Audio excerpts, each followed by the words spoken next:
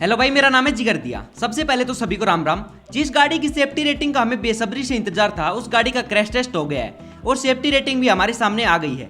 जी हाँ, मैं बात कर रहा हूँ टाटा के न्यू प्रोडक्ट पंच के बारे में। आज यानी 14 अक्टूबर को टाटा पंच का ग्लोबल NCAP में क्रैश टेस्ट हुआ है, जिसमें टाटा पंच की बहुत अच्छी सेफ्टी रेटिंग सामने आई है। टाटा पंच का 64 किलोमीटर पर आवर स्पीड पर क्रैश टेस्ट किया गया, जिसमें पंच ने अडल्ट सेफ्टी में 16.45 आउट ऑफ 17 पॉइंट्स लेकर 5 स्टार की सेफ्टी रेटिंग स्कोर की है एंड चाइल्ड ऑक्यूपेंट्स में 40.89 आउट ऑफ 50 पॉइंट्स लेकर 4 आउट ऑफ 5 स्टार की बेहतरीन सेफ्टी रेटिंग स्कोर की है। टाटा की फैमिली में एक और 5 स्टार रेटिंग वाली गाड़ी जुड़ चुकी है, इसलिए टाटा मोटर्स को heartily congratulation and thank you इतनी सेफ गाड़ियां बनाने के लिए एंड ऑल्सो कॉन्ग्रेचुलेसन उनको जो टाटा पंच को परचेज करने वाले हैं।